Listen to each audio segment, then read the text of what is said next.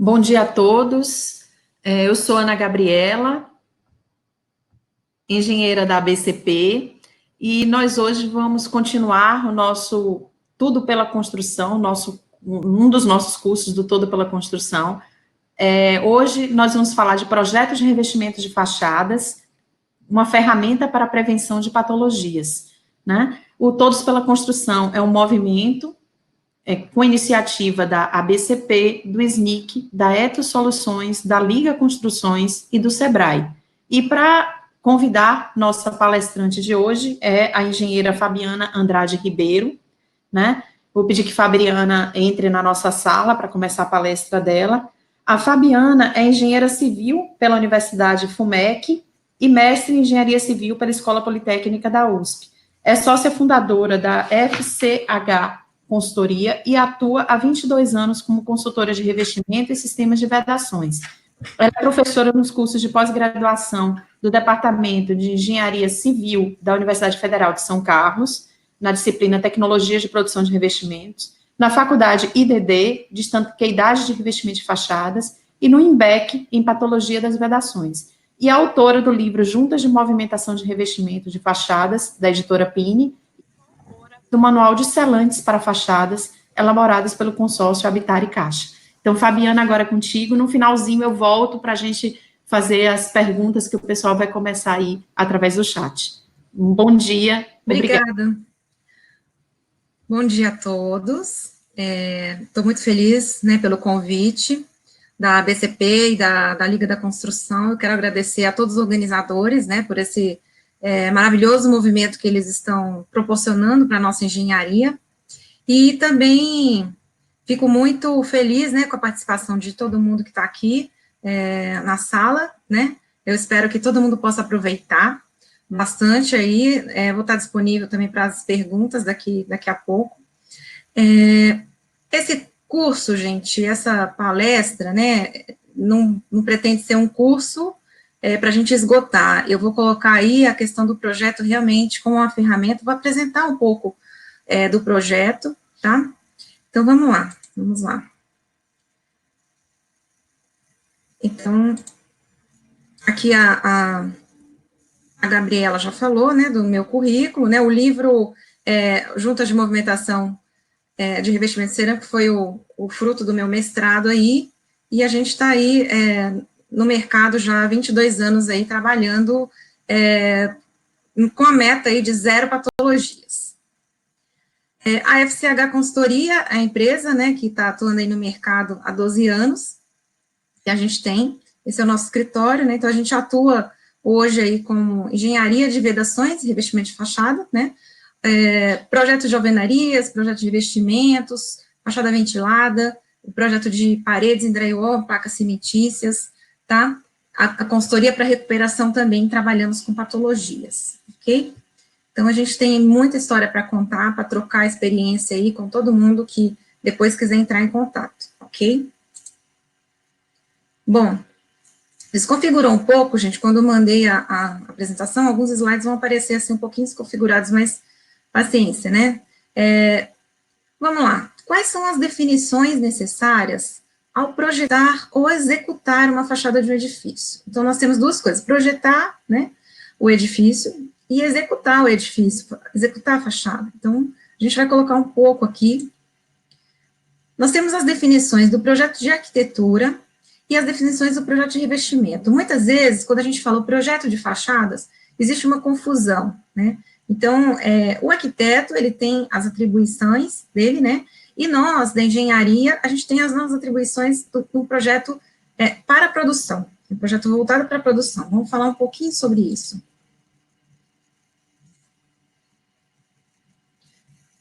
Vou ter que sair do slide aqui. Então, vamos lá. A arquitetura, ela define o estilo arquitetônico, a estética, as cores, as texturas, a volumetria da edificação, né, as paginações, né, como que vai ser a paginação, os elementos decorativos, a questão agora de conforto térmico, a questão de desempenho também, ele já tem que olhar lá atrás. Então, isso é a atribuição do arquiteto, né, A engenharia, ela entra com uma outra análise, eu preciso ter as definições da arquitetura, e aí eu vou trabalhar em cima, né, reunindo também o conhecimento de estrutura. Então, a gente junta o projeto de arquitetura com o projeto de estrutura, e a gente vai ter que analisar os dois. Essa é a engenharia que a gente chama de engenharia de fachadas, tá? Então, eu preciso analisar as movimentações da estrutura, e aí também eu venho, qual que é a atribuição também? Especificando os materiais de acordo com o desempenho estabelecido, requerido para aquela obra, né? Eu vou também trabalhar em relação aos frisos, às juntas, aos reforços com telas, tudo isso conversando com a arquitetura. A gente tem que negociar muitas vezes, né? Então, é o nosso viés aí, eu tenho que entender cada ponto aí da estrutura, como que vai interferir isso aí na arquitetura. Vou falar um pouquinho aí na frente. Outra coisa, os procedimentos para a produção, o que vai rolar na obra, o que vai ter que acontecer na obra. Então, isso faz parte da nossa engenharia, né? Ensaios, né? O que eu preciso avaliar, o que eu preciso ensaiar, né? Quais são os critérios que eu preciso para definir aquela fachada. E eu também preciso definir as diretrizes para uma fiscalização. O que preciso fiscalizar, tá? Então, existem essas atribuições aí. E aí, o que envolve realmente a produção, quando a obra começa, né? Quando a obra começa, depois que eu coloquei tudo num projeto, eu tenho as documentações aqui que eu tenho da arquitetura e da engenharia, eu tenho também a questão de produção. Então, a produção, ela vem também, no nosso projeto de revestimento, ele precisa conter também essas definições de produção, né? A questão da escolha de argamassa é muito, né, importante, e todos os outros materiais, a gente buscando aí a questão do desempenho e o atendimento a todas as normas técnicas. O acompanhamento por ensaios, a escolha da tecnologia de aplicação da argamassa, como que vai ser aplicada, se é projetada, se é manual, né?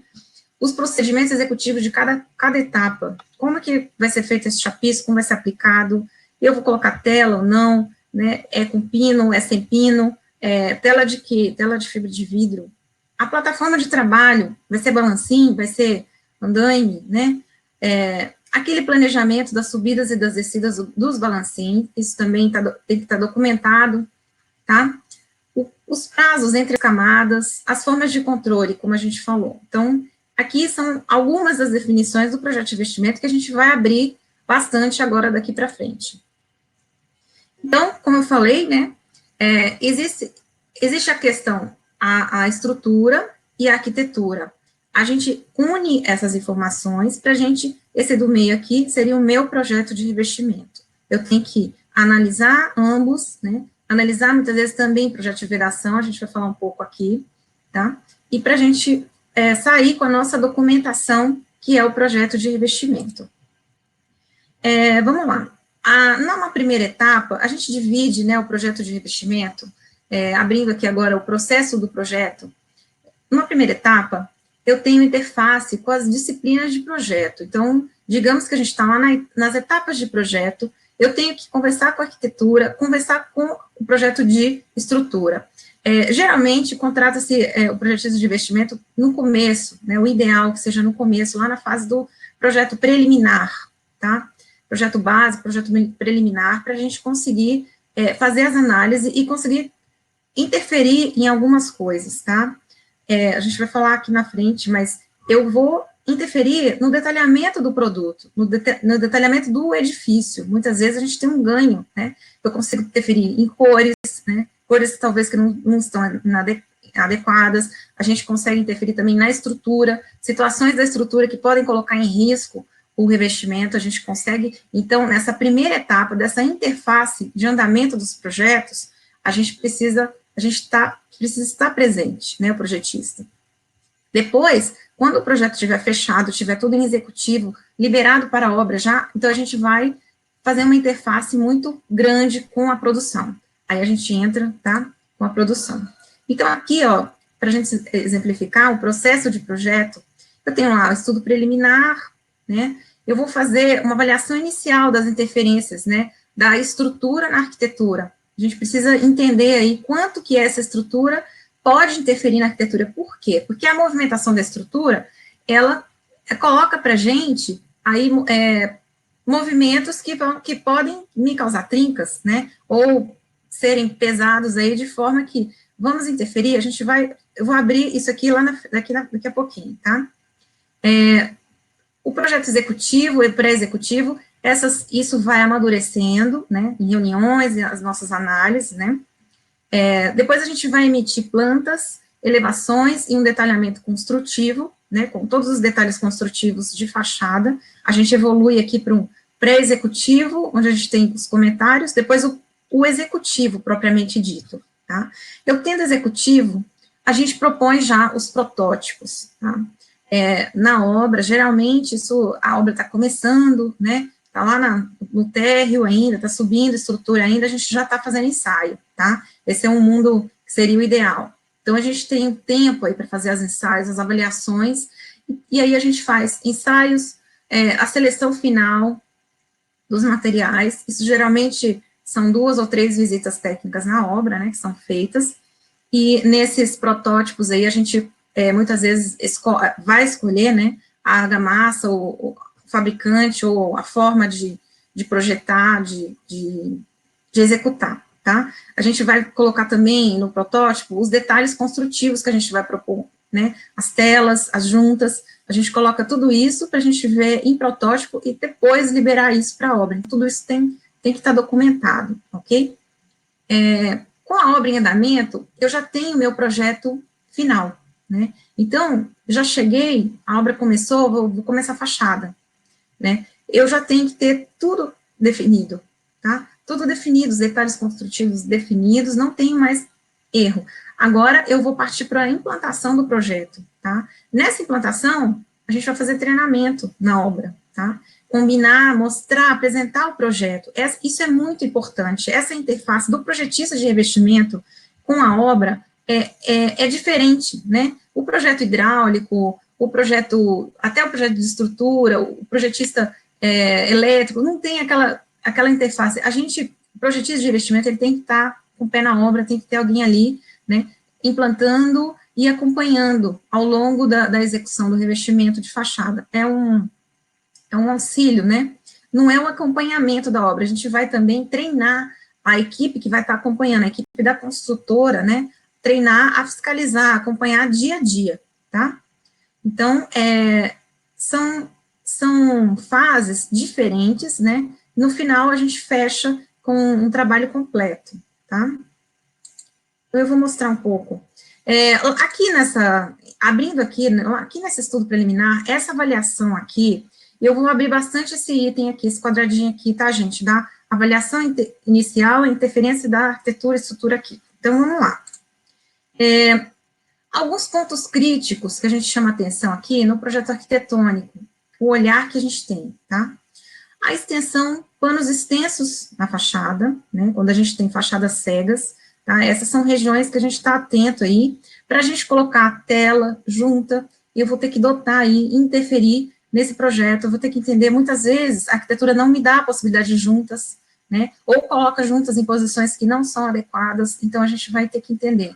Então, eu vou ver fachadas cegas, né, revestimentos com cores muito escuras, muitas vezes a mistura de cores claras e escuras, isso pode brigar, né, a dilatação térmica, então, muitas vezes eu preciso ter juntas, separando, né, ou não, então isso também, hoje na norma de desempenho, as cores escuras também, a gente tem que tomar cuidado, entender aí, né, a transmitância térmica disso aí para a fachada, tá, para o interior, talvez pode ser que não passe na norma de desempenho, então a gente tem que avaliar isso aqui também. As paredes com maior gradiente de temperatura, né, as fachadas insuladas, muitas vezes a gente junta tudo isso aqui, cores escuras naquela fachada que pega mais sol à tarde, né, então a gente tem que entender isso e conversar com a arquitetura, essa questão aqui também. Os revestimentos cerâmicos em grandes formatos, muitas vezes a própria arquitetura já coloca lá para mim, acabei de receber aqui no escritório essa semana um projeto, revestimento grande lá, 90 por 90, 1,20 por 60, e o arquiteto coloca lá, aderido, né? Como é que ele, né, assume isso? Né? Então, é necessário a gente ter essa conversa logo desde o início, gente. Depois que saiu o projeto, a gente muitas vezes não consegue mudar, mais, tá? Como eu falei, a falta de juntas, né, onde é necessário, ou muitas vezes até o excesso de juntas, ou excesso de frisos, isso também pode interferir, então a gente vai avaliar tudo isso. Especificação de revestimento com junta seca. Os arquitetos adoram a junta seca, né? Para o nosso pavor, né, a arquitetura gosta muito de junta seca, e é uma questão aí que a gente tem que conversar, que a gente não é recomendado, né? Então, a junta seca, um investimento cerâmico é perigosa.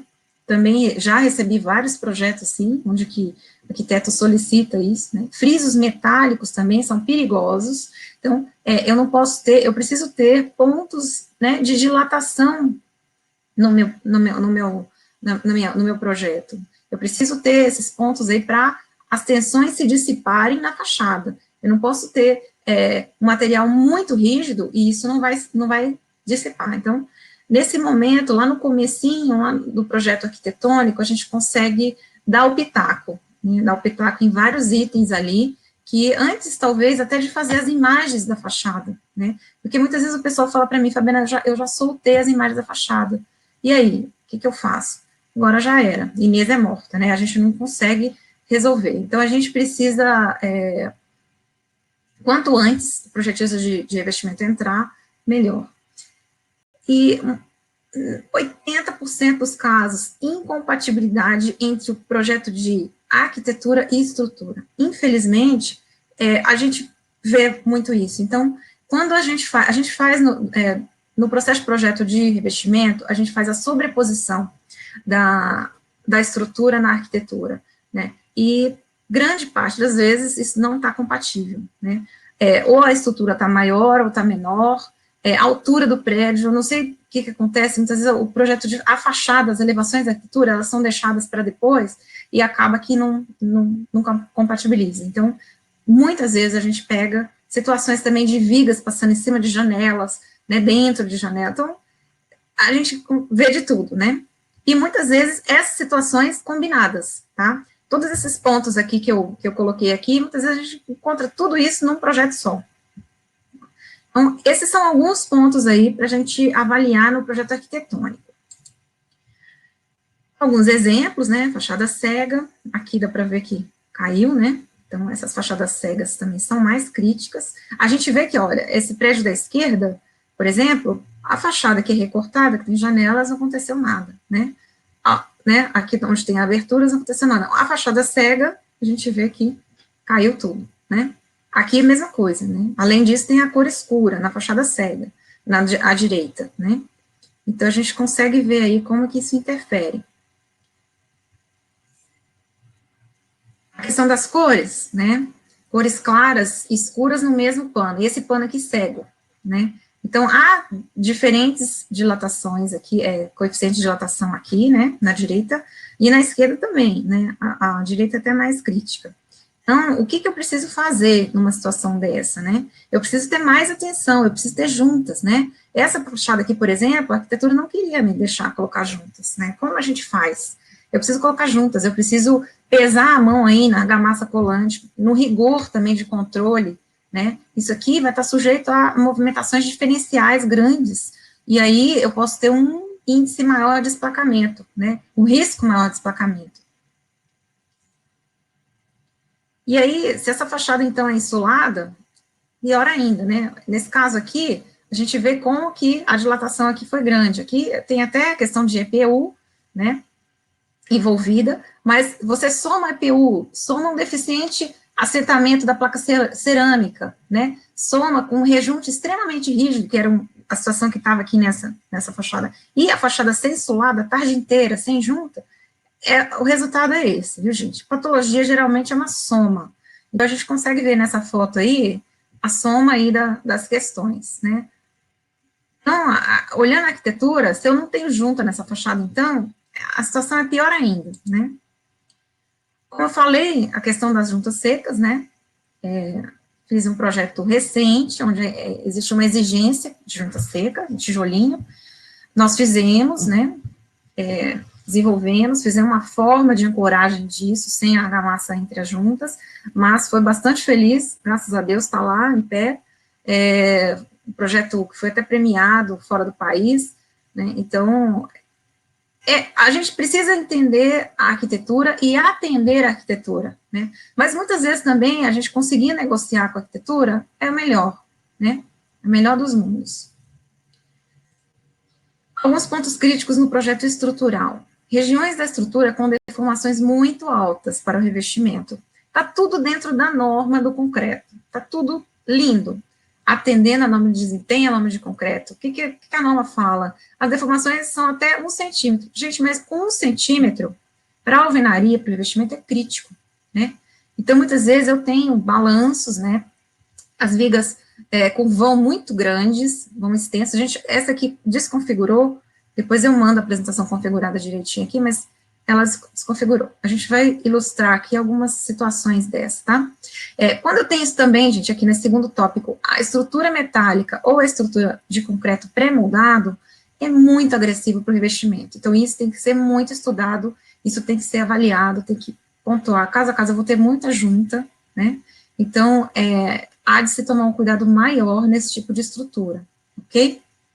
A norma de revestimento de cerâmica e fachada, ela fala, né, o projeto de revestimento de fachada deve levar em consideração alguns fatores importantes, entre os quais destacam o estado limite da estrutura, concreto moldado em loco, alvenaria estrutural, concreto pré-moldado, estrutura metálica, né, com vistas a inferir, né, eu vou interferir ali em possíveis deslocamentos, eu vou entender quais são esses deslocamentos excessivos, tá?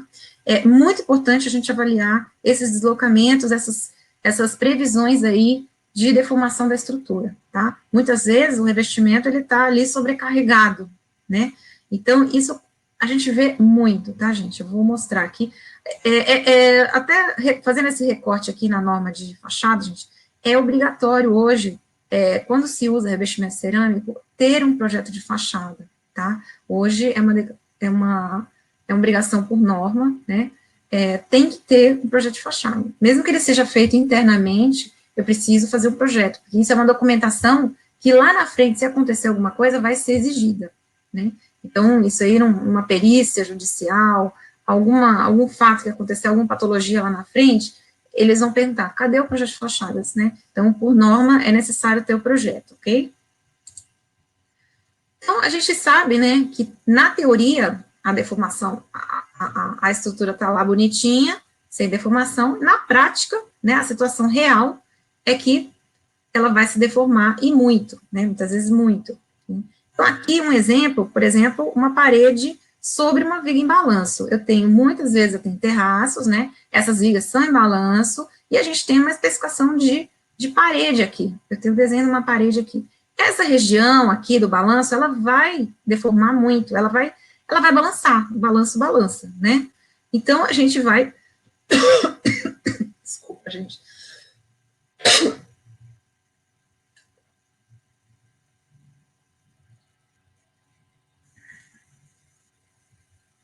Respirar um pouquinho, empolguei.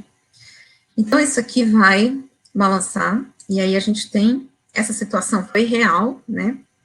A gente teve uma sobrecarga excessiva aí, pós-carregamento da caixa d'água, né? Distribuiu aí a tensão para a edificação toda, e esse balanço, que é exatamente esse aqui, que eu estou mostrando aqui, ele explodiu a alvenaria, né? Então, o projeto de alvenaria também, né, já teria que estar dotado aqui de uma junta aqui, a desconexão, né? Isso foi feito, uma interferência aqui, nesse caso aqui, foi uma coisa excessiva, não esperada mesmo, mas acontece, tá? Então, a gente tem sempre que olhar essas regiões de balanço, com muito cuidado, tá? Então, aqui faltou também uma junta na desalvenaria, cuidado na alvenaria, tá? Talvez um reforço na alvenaria. Né? Aqui a gente mostra em linha azul aqui os limites da viga, né? E aí a gente tem que dotar isso aqui de junta, né? Junta abrindo o embolso até o fundo, né? Nesse caso aqui tem que abrir o embolso até o fundo, né? A gente discutiu isso numa live ontem, né? Mas muitas vezes esse embolso aqui, olha a espessura desse embolso, gente, isso aqui, né? Tá com 6, 7, sei lá, às vezes até 8 centímetros, né? Então, nesse caso aqui, eu precisaria cortar mesmo até o fundo, tá?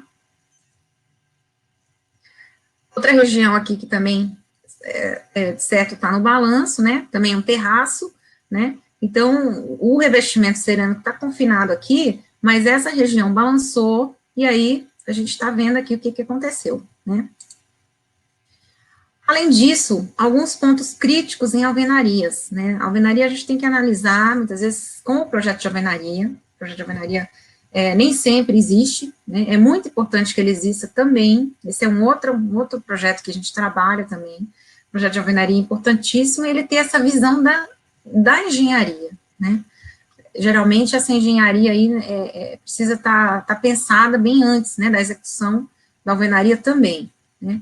Então, ligações de alvenaria com estrutura, precisa avaliar os casos, né, paredes altas, muitas vezes o térreo, né, o pilotis do prédio, são paredes, pé direito duplo, e muitas vezes o pessoal chuta ali uma configuração de dimensionamento, isso é muito perigoso, tá? Muito perigoso, tem que ter, é uma alvenaria estrutural, tá?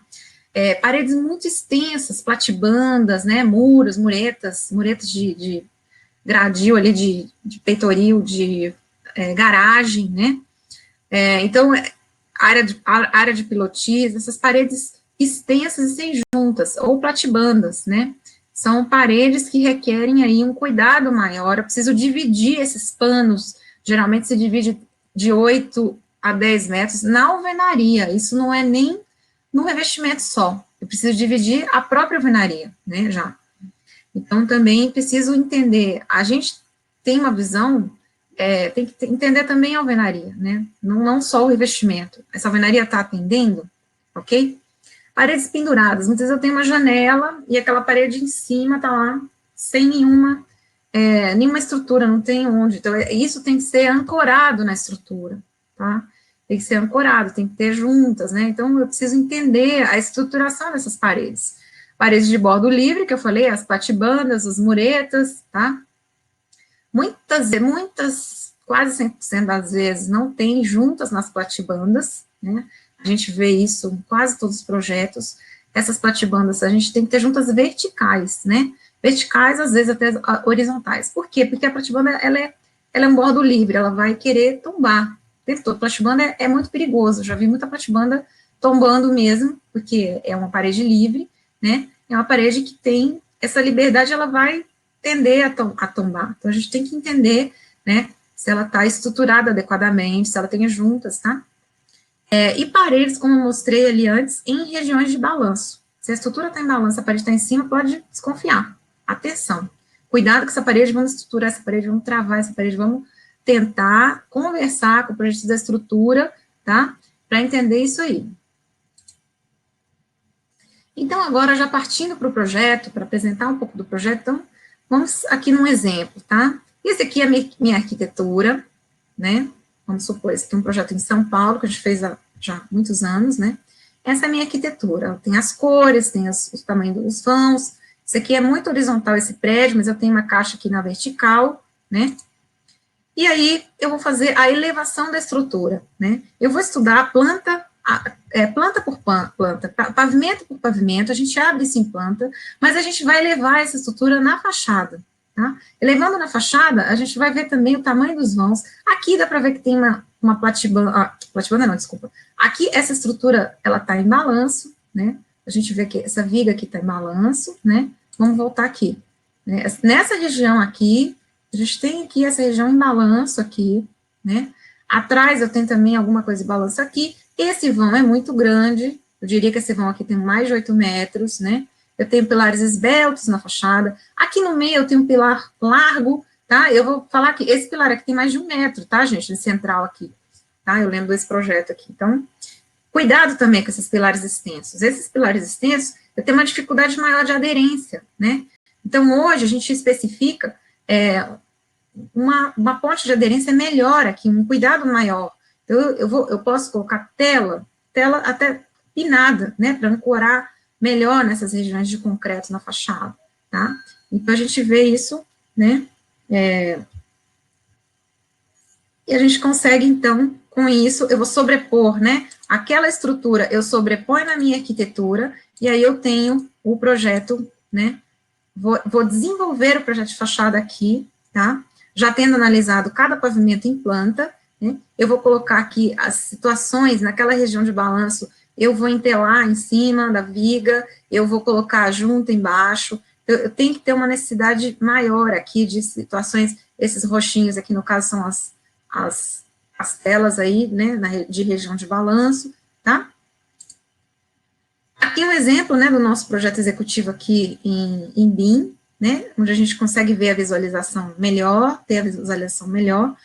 Por exemplo, esse pilar aqui, que é muito largo, né, a gente entelou ele, porque tem uma região de concreto aqui maior, tem que ter um cuidado maior aqui. E aí, eu detalhei o meu projeto, a gente vai mostrar um pouco mais de detalhes aí na frente, mas eu tenho aqui, eu vou apresentar as elevações, seja em 3D ou em 2D, tá? Cada elevação de cada fachada é muito importante. Por que eu estou falando isso? Porque muitas vezes o projeto de arquitetura, eu tenho uma elevação, ou duas só, né? A empresa me entrega só, porque foi só aquele ali usado para aprovação, e não fez todas as fachadas, né? Então, eu necessito de todas as elevações, inclusive vistas internas, muitas vezes tem recortes na fachada, né? A gente precisa ter essas elevações aí vindas da arquitetura, ok? E aí, a gente tendo essa primeira fase fechada, eu vou ter depois aí a parte da produção, como eu havia falado, né? Essa interface com a produção. O que eu vou ter nessa interface com a produção? Aí eu venho na fase aí de definir os materiais, tá? As argamassas. A consultora muitas vezes já tem, né, já trabalha com uma certa argamassa, a gente vai avaliar, entrar ali avaliando os procedimentos executivos da construtora, quais são, eles estão corretos, né? Então, nós vamos avaliar cada procedimento, né, que está sendo executado. Existe muita novidade, existe muita coisa, evolução, isso aqui a gente muda todo dia, tá? A argamassa é um mundo infinito, né? Então, é preciso conhecer muito de argamassa, o projetista de revestimento. É uma tecnologia infinita, né? E revestimento cerâmico também, tá? Então, nesse momento aqui, a gente vai entrar para essas definições.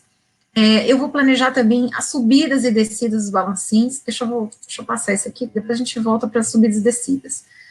Aqui, um exemplo, né? Nessa parte de definição de materiais e procedimentos, eu preciso incluir no meu projeto procedimentos muito detalhados, muito ilustrados, para não ficar dúvida, né? É um passo a passo mesmo, tá? É a receita do bolo, né? Não basta eu colocar só lá nas elevações, coloca a tela aqui, tela ali, junta aqui. Não, eu preciso entender, saber e explicar como que faz. Isso é um documento, gente, isso é um documento. Então, eu preciso realmente colocar isso no papel, porque isso vai ser anexado ao contrato do empreiteiro, né? Deve ser anexada a documentação da obra, ok? Então, aqui, por exemplo, à esquerda, um procedimento de junta, né? A execução as juntas de movimentação do edifício. Essas imagens aqui, inclusive, é do livro, né, que eu publiquei. Então, eu coloquei no projeto aqui, mas a gente pode fazer isso até com as fotos que forem feitas no protótipo, né, e colocar isso depois no projeto, tá? À direita aqui é um procedimento de telas, né, então eu vou mostrar como que vai ser fixado isso, e especificar material por material, tintim por tintim, o pino, né, qual que é a tela, a galvanização da tela, tá? Tudo isso tem que ser colocado, detalhado, pormenorizado, né, uma documentação, para não ter dúvidas quando chegar no momento ali de compra do material, tá? Compra do material, quando começarem as compras dos materiais da fachada, isso aqui já tem que estar tudo redondinho, ok? O planejamento de subidas e descidas é muito importante. Muitas vezes o empreiteiro, ele já chega com a cultura dele, e eu já vi muito isso, de o empreiteiro querer fazer tudo numa subida e uma descida, né, um investimento de argamassa. Então, ele quer resolver o problema o mais rápido possível, claro, né? Então, ele quer fazer tudo numa subida e uma descida. Porém, existem riscos, né? Nós temos prazos a aguardar, né? Eu preciso aguardar 28 dias, eu preciso aguardar 3 dias. Então, aquilo, 28 dias que eu digo do embolso, né? Antes de aplicar uma textura, né? Antes de aplicar uma cerâmica, eu preciso ter esses prazos obedecidos, isso a gente vai colocar no planejamento. Então, aqui à esquerda, eu tenho uma sequência executiva, a sequência executiva a gente coloca no projeto, tá? Porque muitas vezes, por que a sequência? A sequência é lógica, é sempre a mesma? Não, muitas vezes eu tenho molduras, tá? Eu tenho elementos arquitetônicos no projeto que eu preciso, que muda a sequência executiva um pouco, tá? E muitas vezes isso aqui é um acordo, a gente entra num acordo com o empreiteiro, né? Alguns empreiteiros, eu faço a impermeabilização do friso antes, não, eu faço depois, eu preencho a junta antes, eu preencho a junta depois, eu pinto a junta, não pinto, então, enfim, então, isso tudo aqui tem que ser combinado e documentado, isso não pode mudar no meio do caminho, ok? Aqui à direita, eu coloquei aqui a subida e a descida, o sobe e desce os balancins, né? Então, isso tem que ser combinado, tá, gente? Bem combinado antes, né? Meu tempo tá meio curto aqui, vamos subindo, vamos passando, né? A definição da plataforma também, né? A gente ajuda aí a fazer o layout dos balancins, né? O projeto dos balancins, ele não sai aqui, porque é um projeto de engenharia mecânica, é um outra ART, tá? Então, isso tem que ser analisado, né, a estrutura lá da cobertura, o que ela vai aguentar, quais são as solicitações expostas dos balancins, mas a gente faz aí um layout dos balancins, até conforme a configuração das cores na fachada, é importante, né, a gente faz aí, porque onde tem uma junta, onde não tem, a gente vai, de preferência, dividir esses balancinhos de acordo aí, com a posição de junta, para também não prejudicar, né, eu tenho que entender também como são as saídas, né, como é que o funcionário vai sair, se a fachada é cega, por onde que ele vai sair? Então, a gente tem que pensar nisso antes, né, eu já peguei muitas vezes fachada cega, e aí você não tem acesso ao balancinho, como que faz? Né? Tem que pensar tudo isso antes, não deixar para a última hora, né, senão vai dar trabalho, vai dar problema. Nesse momento aí, do começo, aquilo que eu falei, a gente tem que implantar o projeto, mas antes eu vou realizar os protótipos, fazer os ensaios, tá? Esses ensaios a gente vai, além dos ensaios de laboratório, que a gente costuma pedir aí para as construtoras, é necessário, viu, gente, qualificar a argamassa que você vai usar.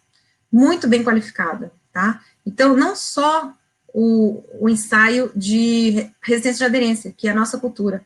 Bom, vou pedir arrancamento, ponto final, e a argamassa está avaliada. Não, tá? Eu preciso avaliar em laboratório, né? Eu preciso entender, conhecer qual que é a argamassa que eu estou usando, que eu vou utilizar, né? Então, a NBR 13281, que é a argamassa que a norma que classifica, né, e caracteriza toda a argamassa, eu preciso pedir esses ensaios, tá? Os ensaios, muitas vezes, o fornecedor já tem, mas eu conferiria, né? Deixar ali, pedir para analisar durante a obra também, nos lotes que vão chegando, né? A gente costuma pedir, para a gente ter uma comparação com o que foi feito no protótipo. Então, a gente vai orientar sempre a fazer os ensaios, além do ensaio de arrancamento na obra, tá? O ensaio em laboratório também.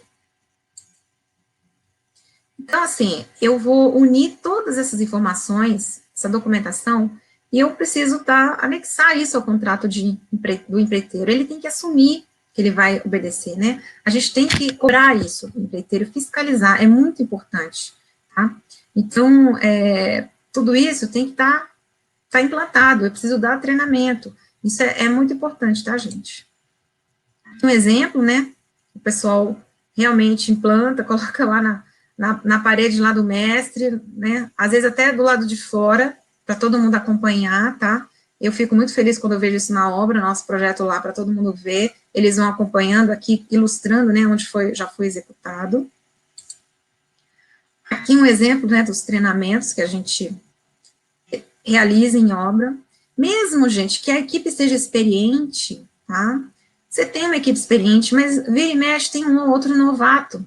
Então, cada obra, é importante você dar o treinamento, até porque cada projeto vai ser diferente do outro.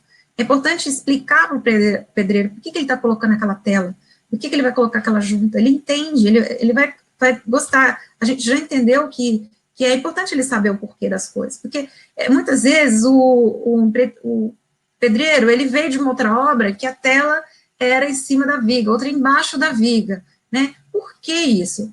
Sempre tem um porquê. Os projetos não são iguais, cada obra é diferente, né? Cada estrutura é diferente. Então, eu preciso deixar isso claro. Então, já indo para o final, aqui, meu tempo já está acabando, mas está dando tudo certo. As considerações aqui finais que eu coloco, que a gente tendo um projeto de revestimento de fachadas, né, a gente tem uma racionalização do processo construtivo. A gente tem tudo pensado antes, né? Eu vou buscar, tá? E colocar isso no papel, adotar as melhores soluções para aquele empreendimento, para aquela obra. Eu vou padronizar as atividades, tá? Vou padronizar, inclusive, dentro da mesma construtora. Eu vou rastrear aquilo, né? É um projeto voltado para a produção, um projeto voltado para a obra, tem que ser, tá? Eu vou definir as responsabilidades, né? De quem é isso, de quem é aquilo, quem está responsável por cada item.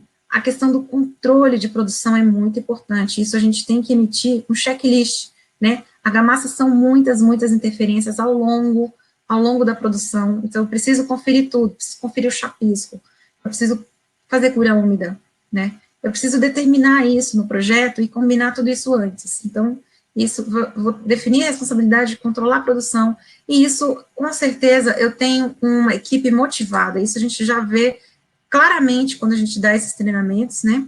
A motivação da equipe, tá?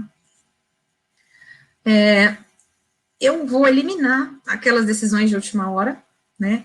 Eu faço isso, eu faço aquilo. Não, eu vou eliminar isso, não tem. Agora está tudo documentado aqui no papel, tá?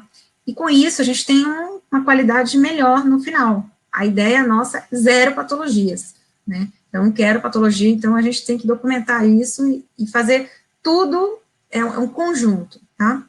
Reduzir retrabalho, reduzir desperdício, tá? Quando a gente tem no papel tudo, a gente busca também isso, né? Aumentar a produtividade e reduzir extremamente chance de patologia, tá? Tendo aí um menor custo de execução e de manutenção, principalmente de manutenção, tá? Se eu não quero ter trinca, se eu não quero ter desplacamento, isso é ausência de manutenção, ok? Então, gente, desconfigurou um pouquinho esse último slide aqui, né?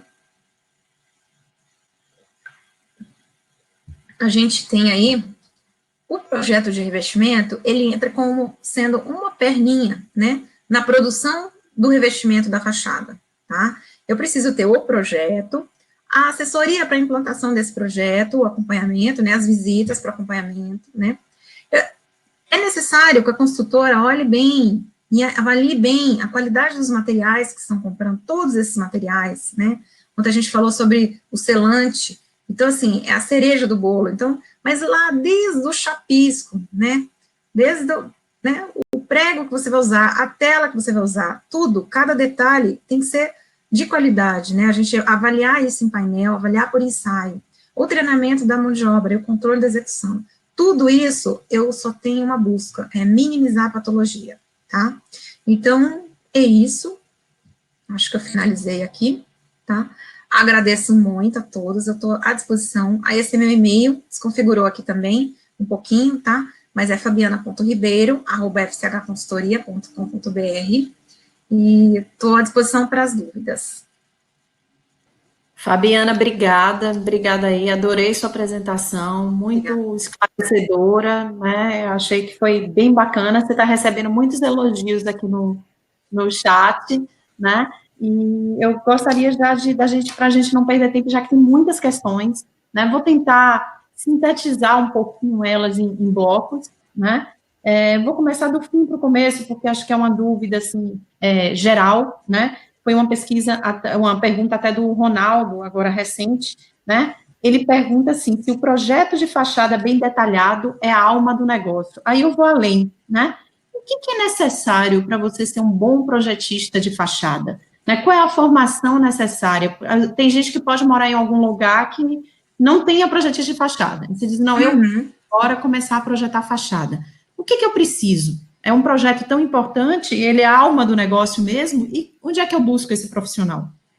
Tá, excelente pergunta, porque assim, o que a gente vê no mercado, há uma falta, né, de projetistas, porém, o projetista de revestimento, ele precisa ter uma bagagem muito grande de argamassa, principalmente o fundamento aí dos materiais, a argamassa, né, eu vejo que a maioria dos projetistas ou consultores da área, ou eles têm no mínimo mestrado, né, mestrado, doutorado, a gente tem aí espalhados aí pelo Brasil, são professores, né, por que isso? Porque, gente, a argamassa, ela é terrível, ela é melindrosa, né, a gente realmente foi a bagagem aí de anos que deu a gente aí condições de dar suporte aí, porque a argamassa, ela varia, tem variações, a questão de clima, né, então, quem tem essa vontade de ser projetista, ele precisa buscar se aprofundar em argamassa, em tecnologia de argamassa, tecnologia de materiais, cerâmica, né, então existem pós-graduação, aqui na USP tem uma pós, né, a professora Messi sempre, quem está aqui, né, em São Paulo, né, no nosso caso, né, mas a gente tem aí pelo país, tem uma outra pós que eu também ministro, que é em São Carlos, né, a gente forma também o profissional para isso, né, na Federal de São Carlos, né, então, a gente tem várias pós aí que tem uma bagagem, precisa ter uma bagagem, porque precisa entender dos materiais, das normas, precisa entender profundamente das normas, principalmente. Certo, então, o profissional precisa ter uma formação além da formação básica, além da graduação. Da graduação, né? Tem muitas questões aqui, eu vou tentar sintetizar. Ângelo fez uma pergunta, Ângelo Juste, né, nosso colega. Legal. Ele está aqui, tem muita gente conhecida aqui fazendo perguntas. Não vale a pergunta do Ângelo, não vale. O Ângelo perguntando assim sobre argamassa estabilizada para emboso e base para revestimento cerâmico, né? O que você acha? Aí Renato Saad já colocou a posição dele, e Sávio, que foi com meu colega lá na UNB, veio um pouquinho depois de mim, lá de João Pessoa, dizendo que eles têm usado. O Ângelo disse que o uso em Recife ainda está de forma um pouco tímida, e aí eles queriam sua opinião sobre o assunto, assim, tentar ver se a gente abrange os três, assim, numa mesma resposta. Bom, eu vejo que a argamassa estabilizada, ela é uma coisa que está se aperfeiçoando a tecnologia, né? A gente tem ainda uma lacuna na questão dos ensaios, né? Eu ainda tenho muito medo da argamassa estabilizada, confesso, tá? Porque eu tenho visto muita patologia ainda, principalmente fissuração, né? Então, como é que é o controle disso? Como é que é o controle daqueles aditivos ali que deixam a argamassa ficar 72 horas, né? Então, eu posso, numa mesma fachada, aplicar um material que tem menos ou mais aditivo, isso pode dar um BO. Então, eu ainda fico meio reticente, confesso que aqui em São Paulo não é uma cultura muito grande de usar, mas eu vejo muito isso no sul, né, no interior, eu tenho visto cada vez mais crescente, então vai ser uma busca que a gente vai ter que fazer junto aí, se abraçar, trocar ideia, viu, Ângelo? Eu me disponho aí para a gente conversar também, mas ainda está sendo o que eu tenho visto também como patologista, né, já peguei muita patologia nessa questão aí da estabilizada. Então, foi a argamassa que não tinha retentor de água, no sentido, a questão de teor baixo de ar incorporado, outra tinha mais, outra tinha menos. Então, a formação de fissuras é o risco maior que eu vejo aí nessa argamassa. Sumiu o seu áudio.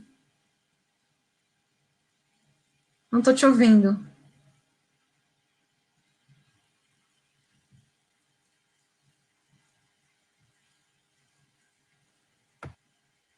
Agora sim. Acho que agora... Pronto. Eu liguei, desliguei. Tem uma colocação, na verdade, uma pergunta do George, né?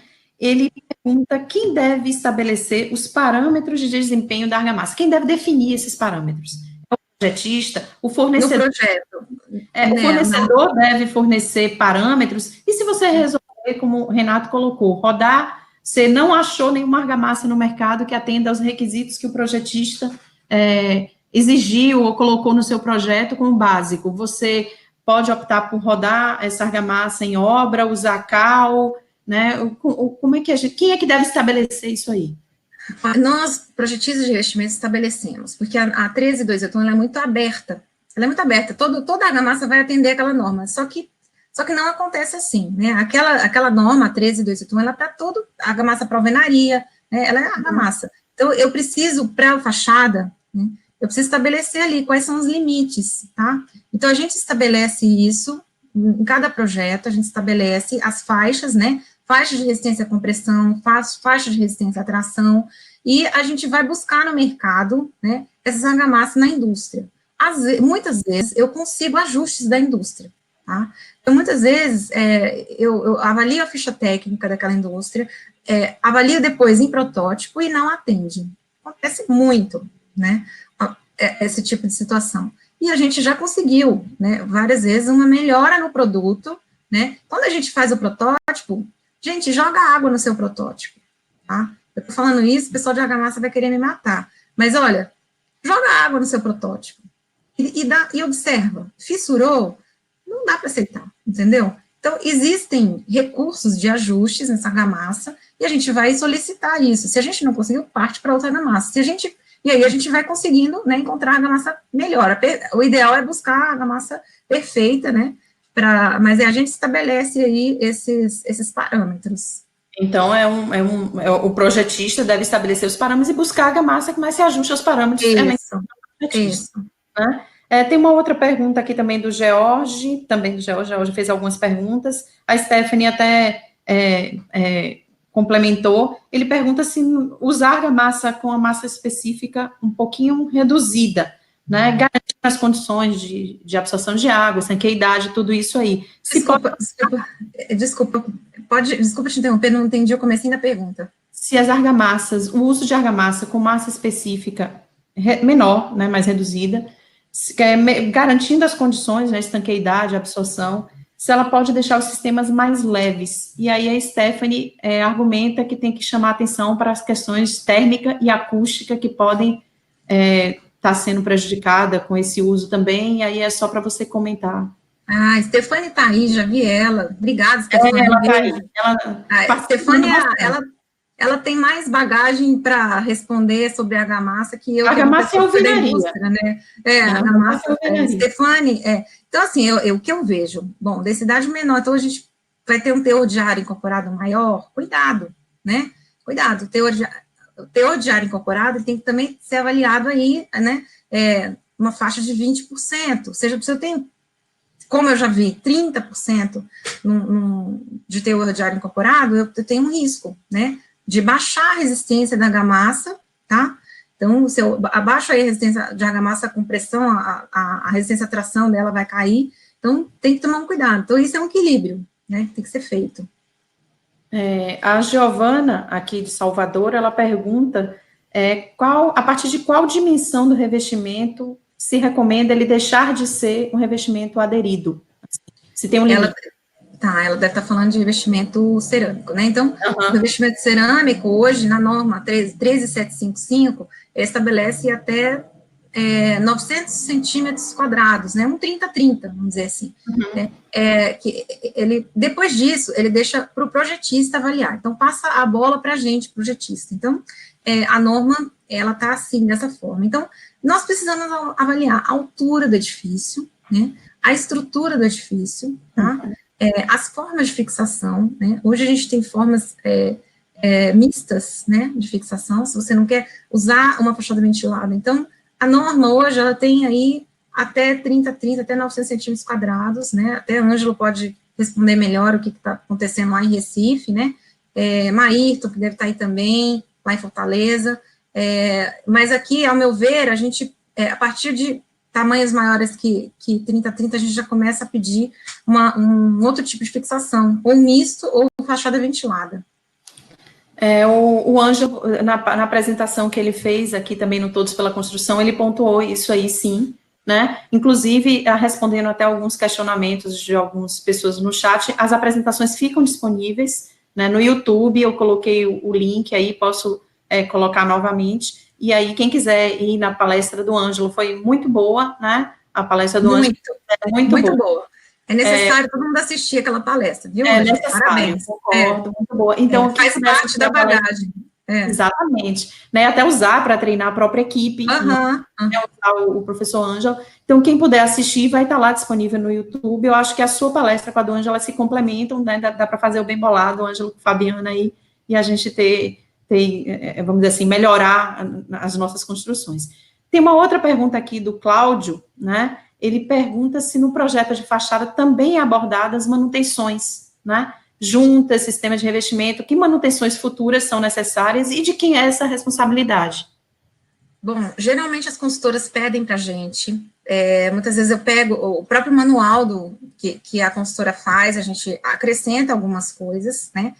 Então, isso é importante, sim, a gente coloca junto, né, no final do projeto, geralmente as consultoras liberam para a gente ver o manual de manutenção, a gente faz algum ajuste, né, para colocar aí os itens necessários aí, as juntas, a cada 1 ano, 2 anos, fazer uma inspeção, né, tem a questão de troca, substituição de junta, que a gente falou ontem aqui do reselamento, que não é uma cultura nossa, mas a cada 10, 15 anos, dependendo da situação, tem que refazer, né, então, isso são práticas que a gente ainda não está acostumado, mas precisa colocar. Isso a gente ajuda, sim, né, no projeto não vai uma folha de projeto com manutenção, a gente entra aí com as informações junto com o manual que vai para o condomínio. Entendi.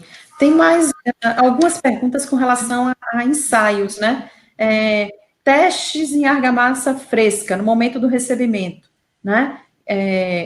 Que testes que é recomendável a gente fazer no momento do recebimento da argamassa para garantir, né, que aquele lote, o desempenho do lote seja satisfeito? Tem uma outra pergunta, já essa altura eu já me perdi de quem foi, não sei se foi do próprio George, que pergunta no caso da argamassa endurecida, que ensaios da argamassa endurecida você garante? Basta um ensaio de tração? Que comportamento, que tipo de ensaio já no estado endurecido? Então, para a gente finalizar aqui, que o nosso tempinho de perguntas vai terminar, acabando.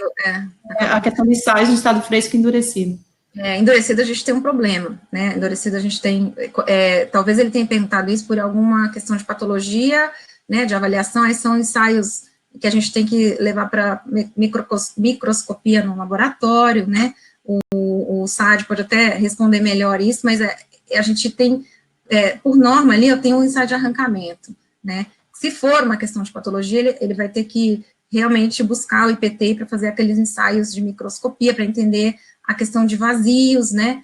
A reconstituição do traço, tá? Então, são algumas formas aí da gente avaliar. Durante a obra, a argamassas frescas, eu faço questão nos nossos projetos, assim, hoje, de indicar para os clientes fazer, pedir a cada lote, a gente precisa ter, né, hoje, eu falo hoje porque antigamente a gente não tinha essa necessidade, mas eu vejo que está variando, sabe? Então, problemas de lotes a gente já teve, então, eu recomendo fazer, né, para a gente avaliar pela TRISE 281, que é a caracterização. Então, você pode pedir ali, a maioria daqueles ensaios ali, da 13281, vai ser um pacote de ensaio, né, vale a pena. É uma documentação que você vai ter antes, né, ao longo da obra você vai ter ali, mas se caso aconteça alguma coisa lá na frente, você tem essa documentação, tá? Entendi. Alguns estão pedindo que você responda as perguntas por e-mail, eu vou pedir que façam o contrário, que mandem para o seu e-mail os questionamentos. Pode mandar. Podem ter ficado sem responder, porque eu tive que, infelizmente, o tempo é muito curto, tem muitas questões, a gente acaba juntando, né? Aí, quem puder mandar para a Fabiana. Fabiana, eu queria lhe colocar aí à disposição para você encerrar, e depois eu volto só para a gente fechar a sala. Pessoal, muito obrigada. Vamos lutar aí por fachadas sem patologias, né? Os patologistas que me desculpem, mas a gente tem que minimizar essas patologias, né? Mas eu fico à disposição, tá? Para quem quiser também conhecer melhor o projeto de revestimento, tá? Fico à disposição aí para as perguntas, e muito obrigada a todos aí pela participação, vi muitos queridos aqui, amigos, colegas aí, tá? Abração a todos.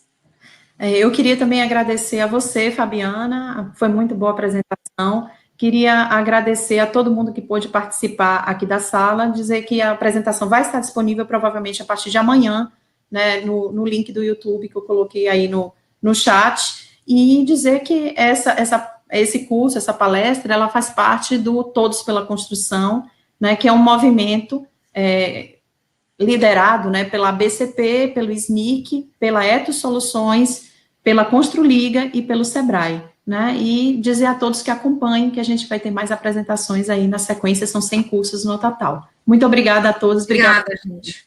Até. Tchau.